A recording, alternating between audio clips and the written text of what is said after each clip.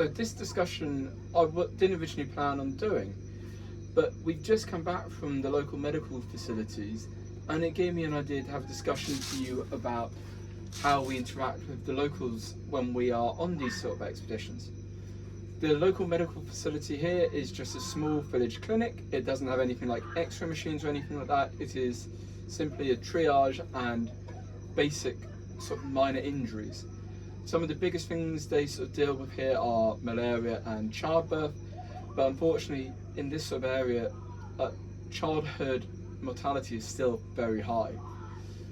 The facility is basic and it does what needs to be done. It's got a basic pharmacy, it's got a ward for 5 patients, a triage room and a vaccination room. Vaccinations and immunisations is a big deal out here, and it's a vital thing that is funded for by a variety of NGOs. The medical facilities here, they do an amazing job with what they have. But to give you an idea of the level that they're operating at, is the medication they have in their pharmacy is very similar to the medication I've got here for this expedition. So they are doing very well with very little resources. The big issues they have there are just the number of people they see. They have got a doctor and they've got a couple of student doctors, but they are seeing multiple patients and they just don't have the resources or the equipment to be able to help as many people as possible. The school group who I was escorting out to the medical facility today have decided that they're going to try and fundraise and donate things like an AED, a defibrillator, to the clinic, because that's one of the things the doctor mentioned would be really beneficial for them in this local community. But this leads us on to the question of, when we're on expeditions, where does our medical knowledge and our medical situation stand?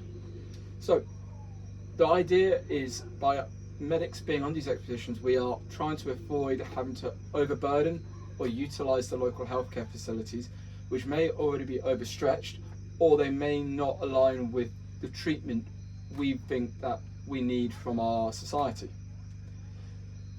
So the idea here is I can do most of the treatments which that medical facility could do for my group of people here, my group of participants. And obviously that medical facility isn't there to be used for people who've got things like diarrhea or GI symptoms or issues with anti-malarials, whereas that's something I can deal with effectively here. So that already shows 2 different medical paths we need to be thinking about. So the question is, if we were out on a survey, and what is my responsibility as a medic whilst we are out on surveys? So in different countries the law is slightly different. In the UK we don't actually have any legal responsibility to stop and help someone in assistance. A lot of us do in our code of conduct within our registration body, for example the NMC, the GMC or the HCPC, all say if we can stop and offer assistance we should. Whereas in some countries like France and Madagascar, there is a legal obligation and legal expectation that you stop to help anyone in an emergency situation. But then what is an emergency situation? What does help mean? Am I expected to use all my medications I've got on that one patient? So that's another good question. The idea when we're helping someone is we're meant to be able to offer short-term assistance until they can get better medical care in their local area. So for example, I wouldn't be expected to start someone on antibiotics whilst I'm out here. I wouldn't be expected to give someone topical antifungal creams, etc. But I would be expected to give people like an EpiPen for anaphylaxis, or help with breathing difficulties due to asthma, because all of those are life-threatening conditions. So that then goes on further, like when we are in these field locations, are we expected to treat some of the locals in a more long-term care? The answer is generally we don't, for a number of reasons. We are there to help and will provide emergency care, but we can't necessarily afford to carry all the extra medication we might need to give out to the local communities, and we may be treating them in a different way than they're used to. We don't necessarily know our medications are the most effective in that area. We also don't want to offend or cause any issues between the local elders and the local healers or the local healthcare facilities, because these guys know the area far better than us. So we are meant to be there to help people, but we also need to know our limits. We can't carry 100 bits of medication, and we can't then deplete the stock we need for our expedition team.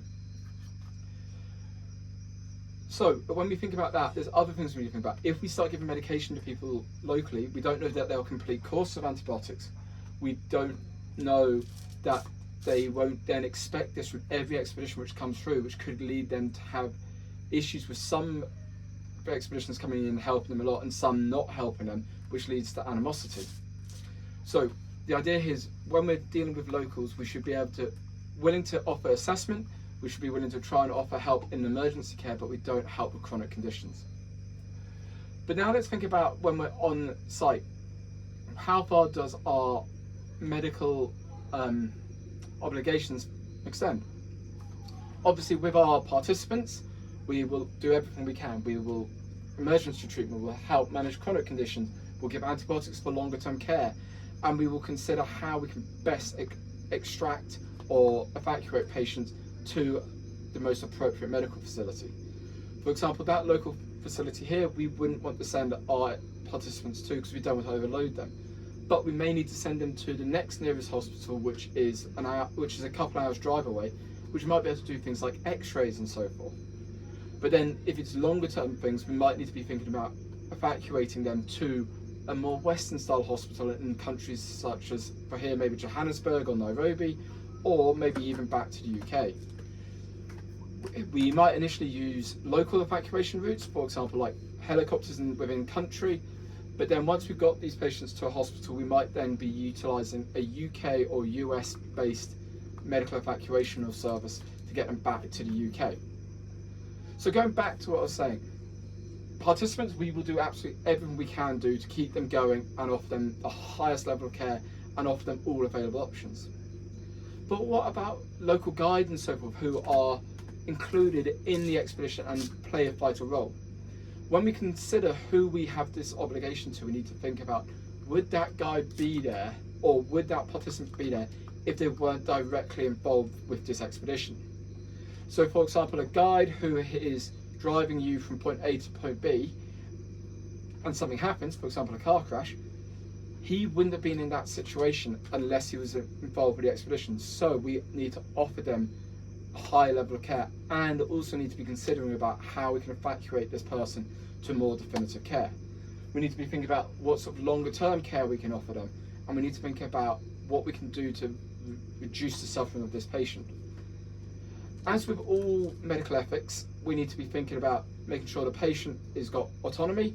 We need to make sure that we're acting in a non-maleficent way, in a beneficial way to the patient, and all of those sort of things. We need to be making sure we get consent, and we must be acting in the best interest of the patient.